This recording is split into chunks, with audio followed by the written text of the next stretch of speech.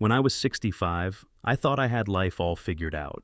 At that age, you've seen enough to know what works and what doesn't, or at least that's what I believed. But, like most things in life, it was an illusion. A belief I held on to until the day I had a sudden realization that would completely alter my outlook on happiness. It's funny how the most profound lessons can come from the simplest of experiences. I had spent most of my life as what you could call the good neighbor. I was the one who always waved, who was always ready for a chat over the garden fence or at the mailbox. Whenever there was a neighborhood event, I was there, even if I didn't really feel like it. You see, when you get older, people expect you to be the cheerful social one. You're supposed to be the one who's full of stories, who enjoys sharing gossip, who keeps up with everyone else's lives. It felt like a part of the role I was expected to play, but one day, something changed. It wasn't a big event, just a quiet afternoon, me standing in my yard, pretending to listen to a neighbor talk about her new kitchen renovations. I remember the moment so clearly because it was the first time I asked myself a question that I'd never thought to ask before. Why am I doing this? Why was I spending so much time on things and people that didn't really bring me joy? Sure, I liked my neighbors well enough, but I had lost track of how much energy I was giving to these interactions and how little I had left for myself. I'd always thought that being available for others was the key to a good life. I assumed that the more you gave, the more fulfilled you'd feel. But there I was, at 65, feeling drained, overextended, and, frankly, a little resentful of all the social obligations that seemed to pile up without me ever fully choosing them. I had gotten so caught up in trying to meet everyone else's expectations of me that I'd forgotten to check in with myself. When did I stop asking myself what I needed? What did I want from my life? It was a sobering thought. And as I stood there in my yard that day, I made a decision. One that seemed small at first, but turned out to be the most freeing choice I ever made. I decided to pull back, to stop investing so much of myself into relationships that weren't nourishing my soul. I didn't know exactly how it would unfold or what the consequences would be, but I knew that I had to start living for me. Looking back now, I can see how easy it is to get caught up in the web of neighborly expectations. At first, it all seemed innocent enough. Just a few friendly chats, a little small talk, and an occasional invite to someone's house for coffee. But over time, it began to feel like a constant undercurrent in my life. It wasn't just a matter of socializing. It was a pressure to conform to a kind of unspoken rulebook of being the perfect neighbor. You see, when you live in a neighborhood long enough, you start to realize that it's not just about proximity. It's about roles. And somehow, I had fallen into this role of the affable, always available elder. I had become the person everyone turned to when they needed a favor or just wanted a chat to fill the space between their busy lives. I didn't mind at first. In fact, I thought I was doing a good thing. After all, I was just being friendly, right? I thought that was what being a good neighbor was all about. But soon, I began to feel like I was on autopilot, just going through the motions without truly engaging in anything meaningful. There were the endless, "How's your day going?" questions that turned into long, drawn-out stories I wasn't really invested in. I'd smile and nod, all the while thinking about how I could have spent those precious minutes doing something I actually enjoyed. There were the invitations to every gathering, from the annual block party to someone's Sunday barbecue, and while I tried to be polite and attend, I often found myself checking the clock, wondering when I could leave without seeming rude. The more I said yes, the more I felt like I was drowning in the expectations of others. It wasn't just the social obligations that wore me down, it was the constant stream of gossip. Neighbors love to gossip, don't they? Whether it was about someone's marriage, someone's job, or the latest neighborhood drama, it always seemed to come my way. And as much as I tried to deflect it, the gossip was like a sticky substance that stuck to you, whether you wanted it or not. I began to realize that all this information wasn't just passing through, it was sticking, taking up mental space, and slowly eroding my sense of peace. I didn't need to know everyone's business, nor did I want to. And that's when it hit me. I had become so wrapped up in being the good neighbor, in maintaining these superficial relationships, that I had lost sight of what really mattered, me. I was running on empty, constantly giving pieces of myself to people who didn't really need or appreciate them, while I was neglecting the parts of myself that truly needed attention. It was a quiet afternoon, and I found myself standing in the garden, staring at the flowers that had been blooming for weeks. The sun was warm, and the air had that calm, almost meditative quality that made everything feel right, except for the nagging feeling in the back of my mind. It wasn't anything overt, just a subtle undercurrent of frustration that had been building for months.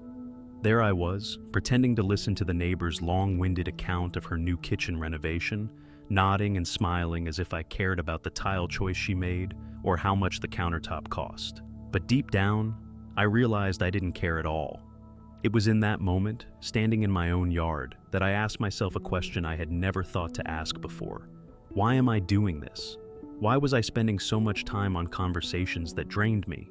Why did I feel obligated to attend every neighborhood gathering, even when my heart wasn't in it? Why had I allowed myself to become so entangled in the lives of others, neglecting my own peace and happiness in the process? I realized something that hit me like a ton of bricks. I wasn't living for myself. I had spent so many years trying to be the perfect neighbor, the one everyone could rely on, that I'd forgotten to check in with myself. I had been so focused on keeping up appearances, being polite, and doing what was expected of me that I had lost sight of what truly mattered to me. It was a hard pill to swallow, but there it was, clear as day. The realization hit me with the force of a wave. I didn't owe anyone my time. Not every neighbor needed my attention, and not every conversation deserved my energy. And as I stood there, the weight of all these small obligations started to lift. I felt a strange sense of freedom wash over me, almost like I had just taken a deep breath for the first time in years. I realized that I had the right to choose where I spent my time, and I didn't have to explain it to anyone. I wasn't angry with my neighbors, they were just doing what neighbors do. But I had been complicit in this social contract, where I felt obligated to be part of every conversation, every event, every neighborhood drama. It wasn't until that very moment, standing in my garden, that I realized I didn't need to participate in everything. In fact, I didn't need to participate in most things. I needed to start living for me. I needed to reclaim my time, my space, and my peace of mind. And that day, I made a decision. One that would seem small to some, but was profound for me. I decided to step back. I didn't have all the answers yet, but I knew one thing for certain. If I didn't start living for myself, I would continue to drift aimlessly, giving pieces of myself to everyone but me. The first few days after I made that decision to step back were strange, almost disorienting. At first, I wasn't quite sure how to navigate the shift. It felt like I was walking on new ground, unsure of where the boundaries were, but determined to find them. I remember the first time I saw my neighbor, Mrs. Thompson, standing by her mailbox, waving enthusiastically. Normally, I would have crossed the street to exchange pleasantries and ask her about her garden or her latest trip to the grocery store, but this time, I simply raised my hand in a brief wave and kept walking. At first, I felt a twinge of guilt. Was I being rude? Was I turning into one of those people who isolates themselves from the world? But then, something surprising happened. The guilt started to fade away, replaced by a sense of calm I hadn't experienced in years. It was like a weight had been lifted off my shoulders, a pressure I hadn't even realized was there until it was gone. The constant barrage of small talk, of obligations, of being on for everyone else, it all just stopped. And with that silence, I began to rediscover a kind of peace that I had long forgotten. In the mornings, I started spending time in my garden, not just pulling weeds or watering plants, but actually enjoying the process. I found myself noticing the colors of the flowers in a way I hadn't in years. The simple act of sitting outside with a cup of coffee, watching the birds, feeling the breeze. It felt like an act of self-care, a kind of nourishment I had been neglecting for far too long. Instead of feeling the need to check in with everyone else, I began checking in with myself. I spent time reading books I'd always wanted to dive into, but never had the time for. I picked up my old guitar again and started strumming simple tunes, rediscovering the joy of making music for myself, not for anyone else. I even started walking more, just for the sake of walking, letting my mind wander as my feet carried me down the familiar streets.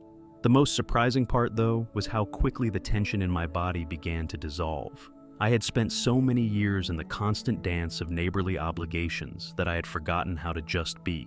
But now I was learning again. And it wasn't just about the little activities or the moments of peace. It was about the mental space I had reclaimed. The noise in my head quieted, and I began to feel more centered, more at ease with who I was and what I wanted. What truly astounded me was how little I missed the endless social engagements. Sure, there were moments when I thought about the potluck dinners or the block parties, but the truth was, I was no longer longing for them. Instead, I found a quiet joy in the simplicity of my own life, a life that was finally, fully mine. Certainly. Here's an expanded version of Part 5 in a storytelling format. At first, I couldn't help but wonder, was I doing the right thing? Was I being too harsh? After all, when you've spent a lifetime being the good neighbor, saying no to people can feel like an uncomfortable betrayal. The last thing I wanted was to be seen as rude or antisocial. I didn't want to become the guy who was known for avoiding everyone. But as I continued to settle into this new way of living, I realized something. You don't have to be rude to take space for yourself. And that, my friends, was a game changer. I learned quickly that setting boundaries didn't have to be a confrontation. You can still be kind and considerate without overextending yourself. For example, when Mrs. Thompson invited me to her annual potluck dinner, again, I simply said, "Thank you so much for thinking of me, but I'm going to have a quiet evening at home this year." At first, I felt the familiar pang of guilt. But as I said the words, something remarkable happened. I didn't feel that nagging sense of obligation. Instead, I felt a little spark of freedom, like I had just given myself permission to live on my own terms. Over time, I started saying no more often, without apology, without shame. And you know what? No one was offended.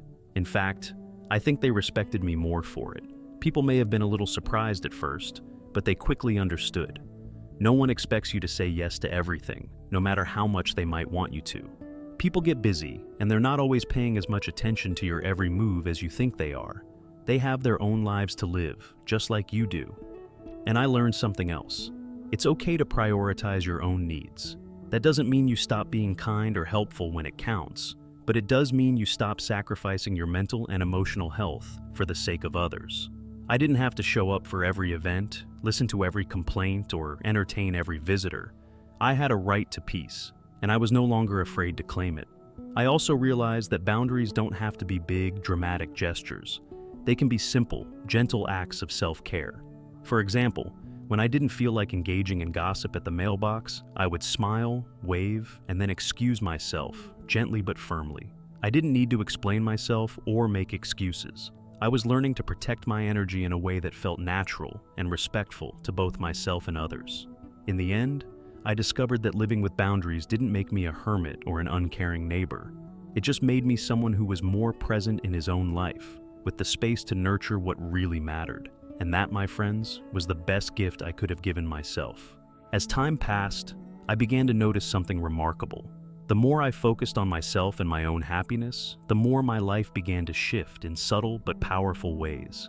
The sense of peace I had been craving didn't just come from spending time alone or avoiding social obligations. It came from reconnecting with the parts of me that I had neglected for so many years.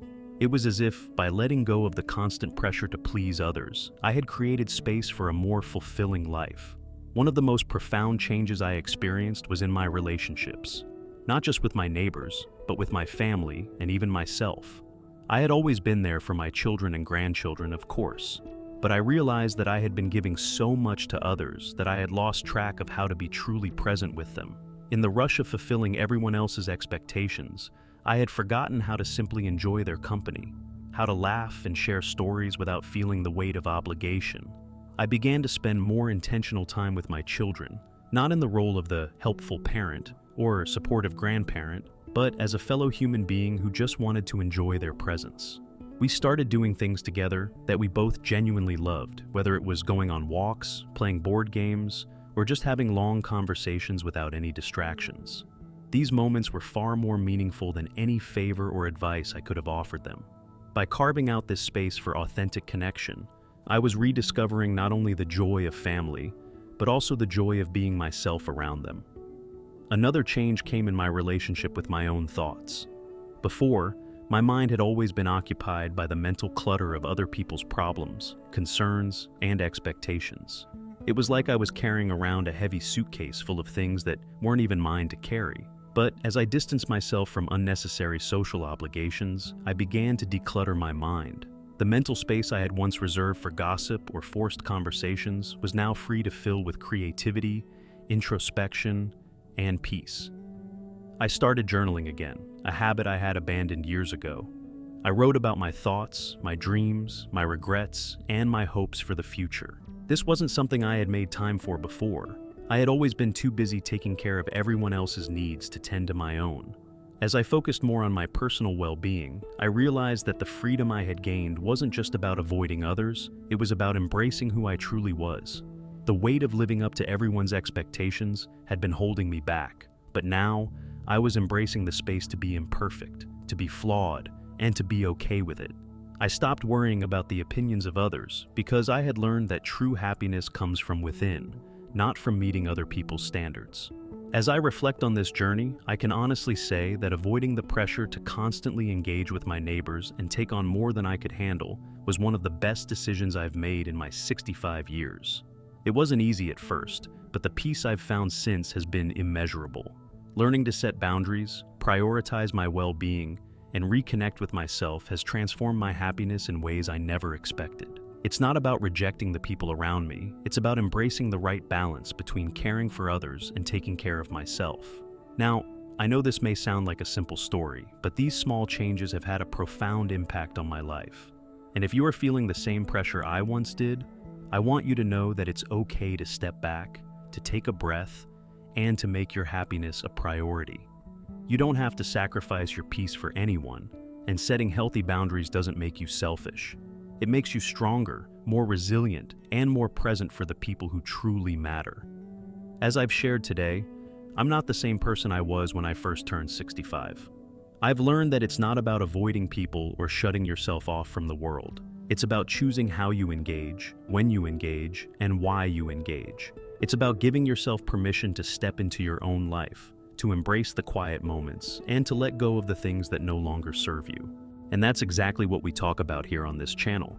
If you're someone who's navigating the later years of life, someone who's looking for ways to improve your well-being, find peace, and embrace your own happiness, you're in the right place. At Elderly Hacks, we're here to support you every step of the way. We share practical tips, heartfelt stories, and advice on everything from self-care to simple life hacks that can make a real difference in your daily routine. If today's video resonated with you, I encourage you to subscribe to our channel and join our growing community. We're all about sharing the wisdom that comes with age and helping one another live our best lives. By subscribing, you'll stay updated on new videos that can guide you toward a healthier, happier, and more fulfilling life. Our goal is to empower each and every one of you to embrace this stage of life with joy and confidence. So, don't forget to hit that subscribe button and make sure to check back regularly for more videos packed with helpful tips, stories, and encouragement. Let's continue this journey together. Your happiness, your well-being, and your peace of mind are worth it, and we're here to help you get there. Thank you for watching, and remember, life doesn't end at 65, it's just the beginning of a whole new chapter.